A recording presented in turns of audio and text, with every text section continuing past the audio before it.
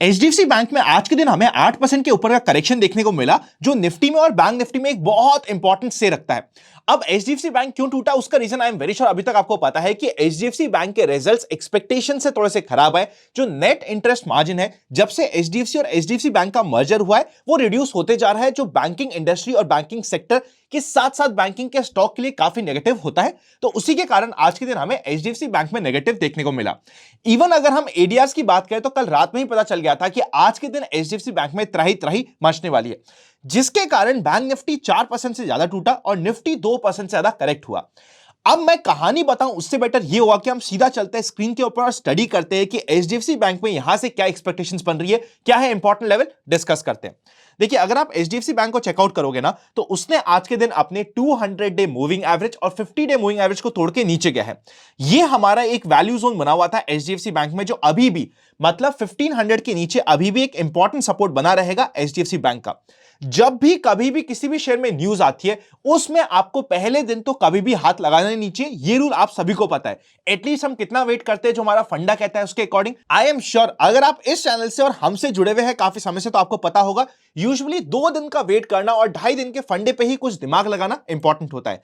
आज था हमारा पहला दिन, पर पहला ही दिन इतना ज्यादा शार्प हुआ है कि हमारे लिए इंपॉर्टेंट होगा कल के दिन ये देखना। देखिए, कल के दिन 2 पॉसिबिलिटी होती है। पहला कि यहां पे एक इनसाइड कैंडल बन जाए। अगर इनसाइड कैंडल बनती है कल के दिन, तो मैं उसे पॉजिटिव मानूंगा एचडीएफसी बैंक के लिए। और अगर आज के दिन के लो वापस से टूटते हैं, आप मान लीजिए 1530 का लेवल वापस से टूटता है, तो यानी कि हमें 2.5 दिन मिनिमम टू मिनिमम वेट करना जरूरी होगा। फ्राइडे सेकेंड हाफ में हमें दिमाग लगाना चाहिए कि क्या ये हमारे इंपॉर्टेंट सपोर्ट लेवल के आसपास आता भी है क्या। अब ये जो गैप बना है एचडीएफसी बैंक का, इन नॉर्मल स्टैंस इस गैप को भरने में और इस गैप के ऊपर जाके वापस से ऊपर जाने में एक अच्छा खासा टाइम लगना चाहिए। इसीलिए हमें जल्दीबाजी करके कोई भी काम नहीं करना है, अपने इंपॉर्टेंट लेवल्स का वेट करते हुए काम करना है। क्या इसका मतलब ये हुआ कि बैंक निफ्टी को और निफ्टी को भी बाउंस बैक में टाइम लगेगा? ये एक दोनों सेपरेट चीज हो गई। ऑल्दो एचडीएफसी बैंक बहुत अच्छा से रखता है बैंक निफ्टी में और एक ठीक ठाक से रखता है निफ्टी में, बट स्टिल आप सोच के देखिए एक ऐसी सिचुएशन जहां पे एचडीएफसी बैंक हल्का फुल्का नेगेटिव हो या फिर एक कंसोलिडेट कर जाए छोटी सी रेंज में, उसी के अगेंस्ट में बाकी सारे सेक्टर्स जो एक अच्छा से रखते हैं निफ्टी में, बैंक निफ्टी में, इवन बैंक निफ्टी की बात करूं तो बाकी सारे बैंक्स यहां पे पुशबैक कर जाए ऑन पॉजिटिव साइड, तो हमें एक अगेंस्ट का मूव भी मिल सकता है। मतलब ये कि जस्ट बिकॉज एचडीएफसी बैंक में एक दिक्कत आई है रिजल्ट्स की वजह से, इसका ये बिल्कुल भी मतलब नहीं है कि निफ्टी और बैंक निफ्टी एकदम खराब हो गए, वहां पे हमें लंबा पेन होने वाला है। ये हमें माइंडसेट अभी से नहीं रखना चाहिए। आई होप आपके पॉइंट्स और लेवल्स क्लियर होंगे। जब भी यहां पे पहला बाउंस बैक आएगा, पहले बाउंस बैक पे अब हमारा रेजिस्टेंस बनेगा ये 200 डे मूविंग एवरेज की लाइन, जो एक पुराना ब्रेकआउट का रेंज था। वैसे ये लाइन बनती है 1570 के आसपास की, जहां पे इसने कंसिडर करके ब्रेकआउट दिया था एक राउंडिंग बॉटम का। ये देखिए, यहां पे इसने एक अच्छा राउंडिंग बॉटम बना के इस लेवल को ब्रेकआउट देके एक फ्रेश मूव दिया था।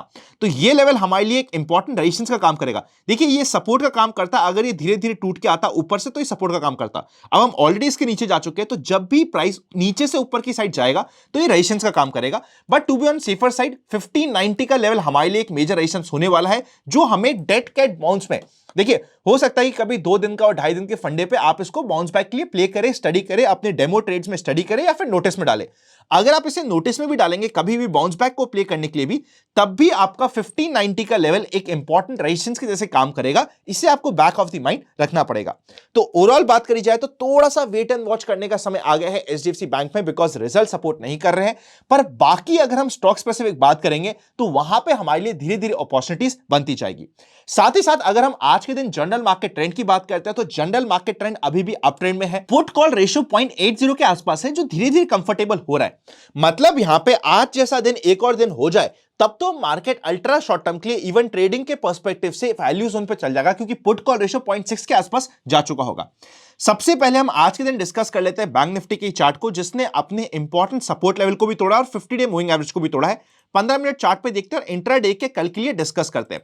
बाय द वे, अगर अभी तक भी आपके पास डीमैट अकाउंट नहीं है तो फ्री में डीमैट अकाउंट ओपन करने के लिंक आपको डिस्क्रिप्शन में मिल जाएगा, वहां पे जाके आप फ्री में डीमैट अकाउंट ओपन कर सकते हो। अब अगर हम बात करें बैंक निफ्टी की, देखिए आज के दिन बैंक निफ्टी में थी वीकली एक्सपायरी, जिसकी वजह से ये प्रेशर एक्सटेंड होता जा रहा था।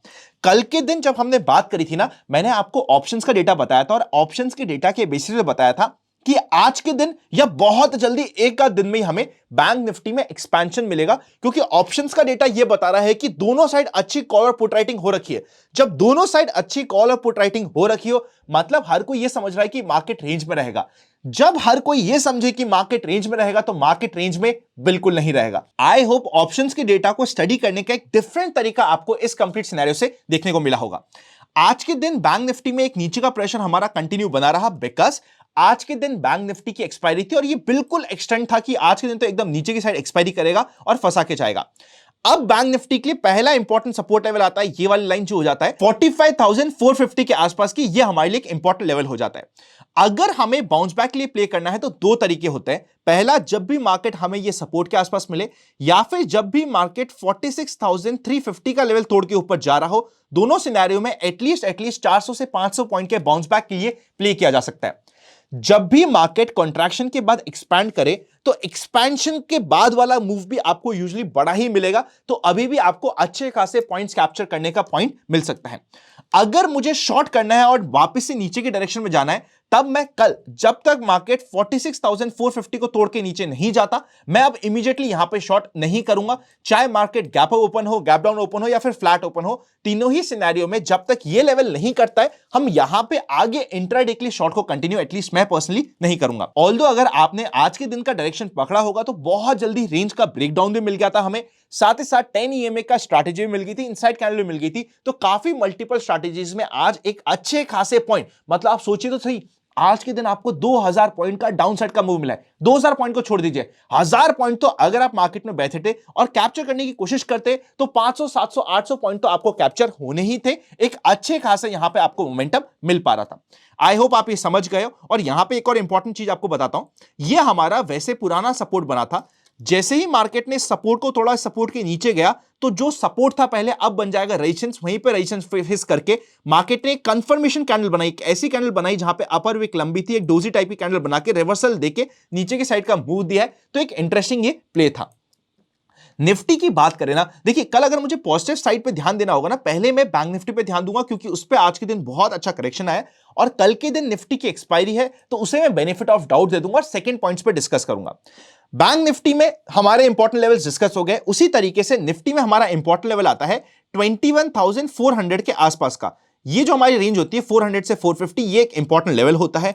स्विंग वाली जो बात हुई है वो यहां पे स्विंग बनेगा 21,680 का, जिसके ऊपर यहां पे पॉजिटिव साइड के मूव के चांसेस होते हैं।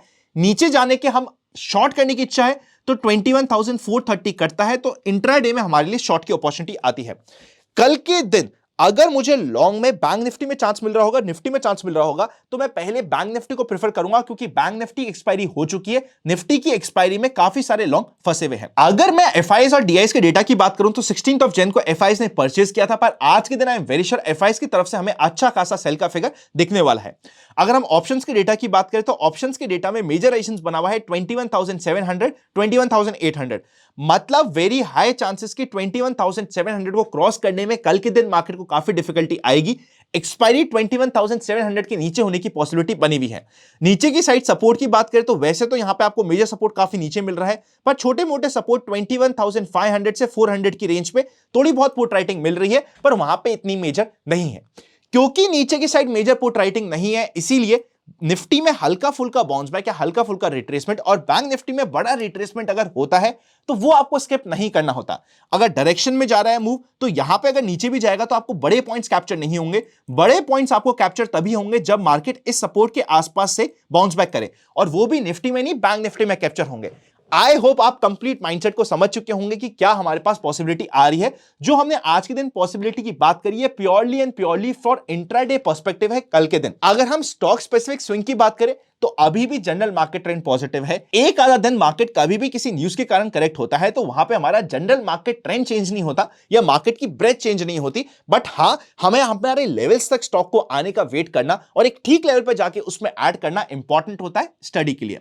वीडियो अच्छा लगे तो लाइक करे बिना मत जाइएगा। अगर अभी तक भी आपके पास डीमैट अकाउंट नहीं है या फिर फ्री में डीमैट अकाउंट ओपन करना चाहते हो किसी फैमिली मेंबर के लिए, तो डिस्क्रिप्शन में आपको लिंक और पिन कमेंट पे पहला लिंक मिल जाएगा। सी यू वेरी सून।